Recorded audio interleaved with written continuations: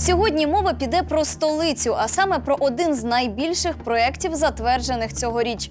Пам'ятаєте Шулявський міст, частина якого обвалилась у 2017 році? Зрештою, вирішили переробити усю розв'язку. Місто оголосило тендер з відбору генпідрядника, а це сотні мільйонів бюджетних гривень. І ось днями вже підписали контракт. Як показало наше розслідування, тендер цей розіграли непрозоро між двома пов'язаними між собою фірмами, які виводять на одного народного депутата. Звати його Максим Микитась. І він, як ми показували раніше, добре знайомий із самим мером Києва Віталієм Кличком. Той неодноразово ставав на захист проблемних забудов Микитася. А ще, як фіксували схеми, літав з ним разом на приватному літаку. Георгій Шабаєв продовжить.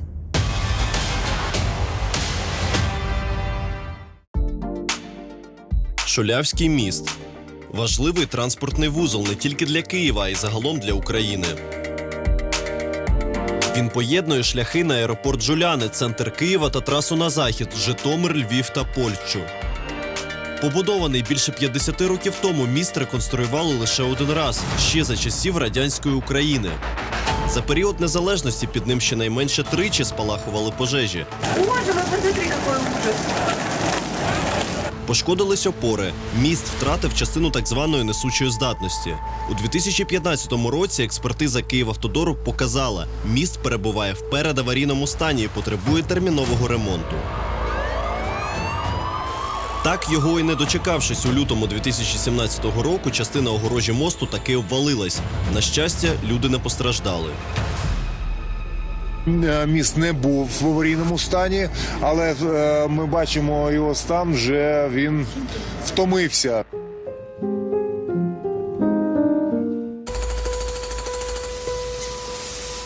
Це велика реконструкція, яка займе, може бути, 1,5-2 роки, і кошти, я думаю, вимірюються більше, ніж 1,5 мільярда. Так, ремонтувати вирішили не лише сам міст, а змінювати всю розв'язку. Через рік після обвалу взялися шукати підрядника, який втілить проєкт в життя. Для початку його оцінили у 600 мільйонів гривень, втім відкрито визнали, що фінальна ціна проєкту може сягати 1,5 мільярда гривень. Якщо для бюджету міста це суттєве навантаження, то для будівельних компаній, яких у Києві чимало, ремонт Шулявського мосту – можливість заробити. Хто ж отримає це замовлення? Чи буде відбір чесним? Чи не відійде комусь, визначеному заздалегідь?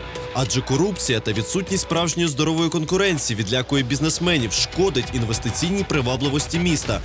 А саме інвестиції бізнесменів в розвиток міста – це те, до чого закликає Кличко. Зараз, як кажуть американці, time of opportunity, час можливості, коли можна достатньо привабливо зайти в місто Київ, отримувати привабливий проєкт і отримувати дивіденди. Отже, орієнтовна початкова ціна ремонту розв'язки на Шулявці – 600 мільйонів гривень. Кому вони дістануться? Для вибору підрядника профільне комунальне підприємство оголосило тендер. Свої заявки подали 4 компанії. 2 з них були відхилені, не допущені до конкурсу. Чому? Одна – «Альтіс» через цілу низку невідповідностей поданих документів. А ось заявка компанії «Мостострой», схоже, була відхилена з суто формальних причин.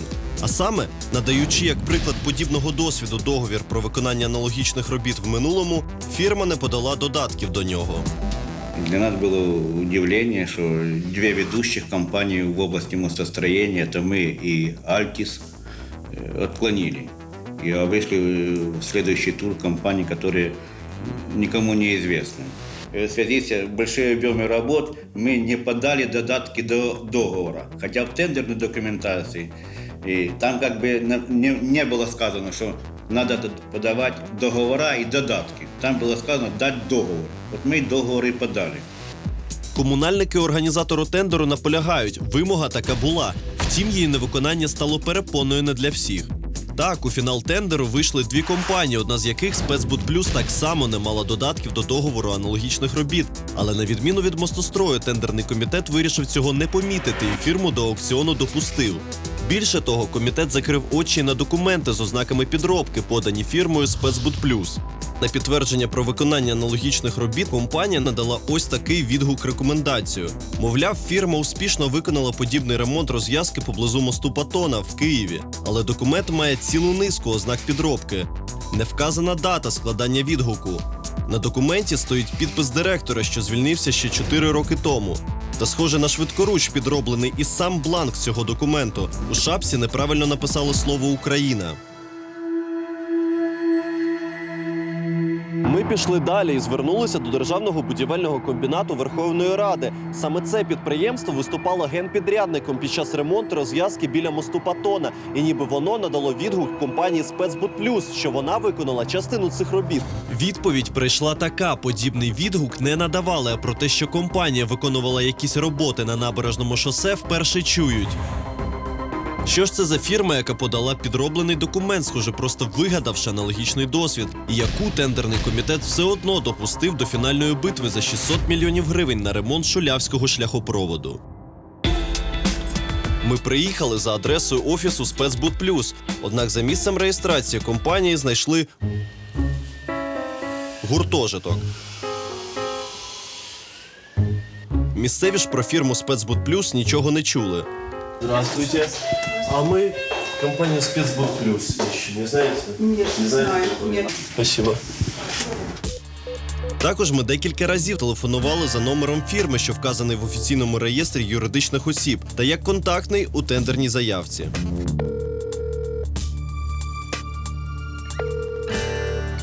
Зрештою, нам таки вдалося зв'язатися з директором «Спецбудплюс» Олександром Єфімчуком і запитати, чому його фірма подала до конкурсу підроблений відгук. Про роботи, які ви зазначили у відгуці, що ви виконували роботи для Державного комбінату Верховної Ради України. Там просто підробний відгук. Можливо, мені важко коментувати зараз ситуацію. Не відповів він, по суті, і про досвід компанії у проведенні робіт, аналогічних до ремонту Шулявського мосту. Які роботи з будівництва, де виконували, коли? Будь-яку. Величезний перелік робіт. Наприклад. Величезний по Києву перелік робіт, які ми виконували. Будівництво. Які саме це будівництва? Абсолютно різні. Зараз ви не можете пригадати, які останні проєкти. Я абсолютно можу пригадати, дуже зручно зараз це озвучувати.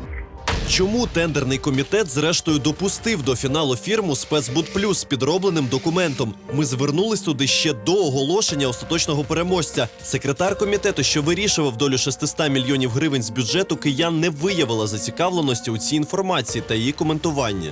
Якщо ви до нас звернулися, ми обов'язково надамо вам відповідь. На жаль, я більш нічого вам сказати не можу. А керівник профільного комунального підприємства, що відповідав за проведення тендеру, лише порадив звернутись з даними фактами до правоохоронців. Замовник не несе відповідальність за достовірність інформації, розміщеної у системі «Прозоро» учасниками. За достовірність даних, поданих учасниками, несуть відповідальність учасники, які їх подали і відповідно підписали. Якщо вам відомо про вчинення правопорушення, відповідно до закону ви зобов'язані звернутися до правоохоронних органів. Які наміри можуть мати члени тендерного комітету, який свідомо виводить у фінал дві фірми, закриваючи очі на підробку? Про це ми запитали в експерта з держзакупівель. Для того, щоб тендер взагалі міг відбутися, має бути хоча б дві компанії. Тобто одна компанія бере іншу з собою, з якою вони вже трохи домовились, і вони вже вдвох, маючи повний пакет документів кожна, приймають участь у аукціоні. 7 червня 2018 року – день фінального аукціону. Хто з двох фіналістів запропонує найбільш низьку ціну і отримає перемогу на 600-мільйонному тендері? Фірма «Спецбудплюс» з підробленим документом, яку, схоже, навмисно вивели в фінал, чи темна конячка цих перегонів фірма «Північно-Український будівельний альянс»? Аукціон триває 16 хвилин. У кожного з двох учасників по 3 кроки. Експерт помітив одну цікаву деталь у діях представників фірми «Спецбудплюс».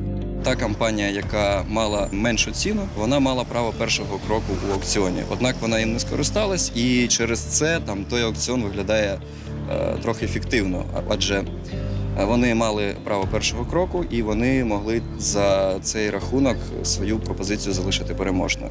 Однак з якихось обставин, з якихось причин вони не зробили цей перший крок і випустили іншого конкурента вже уперед. А потім вони вже ніяк не могли його наздогнати за 3 кроки аукціону. Остаточна пропозиція «Спецбуд Плюс» виявилася дорожчою – всього на 1000 гривень. Таким чином, переможною виявилась ставка фірми «Північно-Український будівельний альянс». Переможця визначено. Хто він?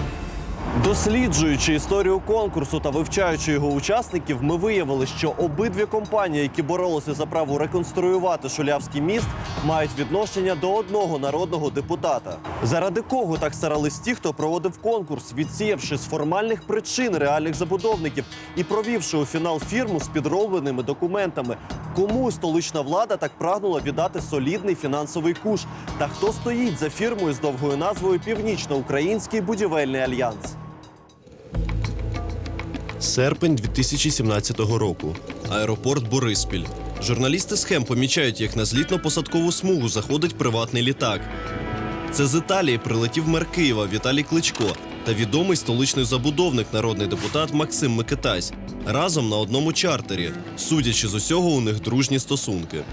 Яке відношення забудовник Микитась має до компанії, яка через рік після цього переможе на сумнівному з точки зору прозорості тендері на 600 мільйонів гривень на ремонт Шулявської розв'язки у столиці? Ми віднайшли цілу низку доказів його стосунку до фірми-переможця.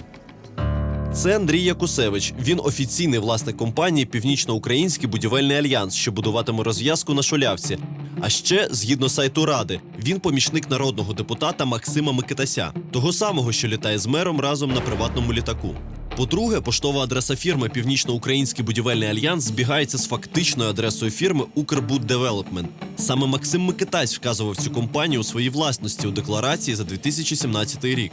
І по-третє, окрім формальних ознак, фірма-переможець міцно пов'язана з забудовним бізнесом родини Микитася фінансовими узами. Ми проаналізували фінансову документацію фірми «Північно-Український будівельний альянс». Лише з початку 2017 року вона отримала підрядів від фірми «Укрбуддевелопмент» та компанії дружини Микитася загалом на 1 мільярд 300 мільйонів гривень. Це близько 60% від всіх фінансових надходжень компанії. Андрій Якусевич не спростовує, що його фірма часто виступає підрядником на забудовних проєктах депутата Максима Микитася та Укрбуду. Укрбуддевелопмент является нашим заказчиком на многих объектах. В связи с этим мы получаем от них деньги за выполненные работы. Переконують, що розв'язку на Шулявці будуть реконструювати своїми силами. Запевняє, що на це вистачить власних потужностей. Я буду выполнять. Мне все равно заказчик. Кто заказчик? Девелопмент, какой-нибудь там КП Киевское или еще кто-то. Не имеет значения. Мы сами выполняем работу. Цікаво, що ще 21 червня згадка про те, що Якусевич офіційний помічник депутата Микитася, була на сайті Верховної Ради. А після того, як ми проявили цікавість до цього зв'язку, раптом зникла. Та нам вдалося виявити не лише те, що фірма-переможець має відношення до Микитася, але й встановити той факт, що його основний конкурент, компанія «Спецбуд Плюс», також пов'язана із нардепом – грошима. Ми проаналізували фінансово-господарську діяльність фірми і побачили, що з 2017 року «Спецбуд Плюс» отримала більше 1,5 мільярда гривень від фірм з орбіти народного обранця та його дружини. І це 90% від усіх грошових надходжень компанії. Така пов'язаність компанії-переможця тендеру і його єдиного конкурента свідчить про можливе порушення законодавства, каже експерт. Якщо такі компанії пов'язані, то це вже є антиконкурентні узгоджені дії. Тобто це є заборонено законодавством і законом про захист економічної конкуренції та законом про публічні закупівлі. Знайдені нами факти ми виклали у запиті депутату Микитасю. До ефіру відповіді не надійшло. Не відповів він і на численні дзвінки та повідомлення. Чи могли вплинути на результат конкурсу дружні відносини Микитася та Кличка? Торік, коли мер Києва прилетів на одному приватному літаку з крупним забудовником міста Микитасем, він пояснив це випадковістю. Так сталося, що я його зустрів, і він летів на Київ, запропонував на Київ, мені потрібно було з пересадкою летіти. Я погодився в випадку, якщо я куплю квиток. Невже й тепер кияни мають повірити у те, що фірма з орбіти забудовника Микитася цілком випадково отримала один із найбільших бюджетних підрядів міста Києва, яким керує Кличко? повірити у те, що інша фірма, яка була розіграна у тендері, яка також пов'язана з тим же народним депутатом, була реальним суперником, і що це не гра в піддавки. Як виявлені нами факти пояснить міський голова Віталій Кличко. Як ви прокоментуєте той факт, що перемогу на тендері отримала фірма з орбіт Микитася, вашого товариша та столичного забудовника? По-перше, у мене товаришів немає, що стосується роботи міської мерії. Це перше. По-друге, всі компанії можуть приймати участь в тендерах. Це відкрита процедура. І це питання, якщо пропонуються найкращі пропозиції, які влаштовують місто, ми вибираємо не по принципу когось ми знаємо, когось не знаємо. Ми вибираємо по принципу чисто корисного використання грошей для міста і тих компаній, які можуть справитися з цим питанням. Слідкували ви за тендером, тому що там є просто підробний документ однієї з компаній, завдяки чому було... Якщо у вас є така інформація, звертайтесь, будь ласка, до правоохоронних органів. Це їхні питання, контролювати, щоб ні в якому разі не було корупційної складової. Я не можу слідкувати за кожним тендером, який проходить. Тож ми звертаємо увагу мера та всієї громади, що право ремонтувати Шулявський міст за відчутну для бюджету міста суму фірма-переможець отримала не на прозорому конкурентному тендері. Поки одні компанії не були допущені до аукціону через формальні перепони, дві інші, серед яких компанії з фіктивними документами, вийшли у фінал. І обидві виявились тісно пов'язаними з одним відомим столичним забудовником, що суперечить закону про захист економічної конкуренції. Ось за якою схемою крупне державне замовлення відійшло фірмі з орбіти депутата-забудовника Максима Микитася, доброго знайомого самого мера Кличка, з яким той літає приватним чартером. Утім, тепер ця гра у піддавки вже закріплена на папері. Угода з підрядником підписана. І заявлені 600 мільйонів гривень вартості робіт з бюджету киян – це лише початок. Сам Кличко озвучив, що сума може зрости зрештою до 1,5 мільярда гривень.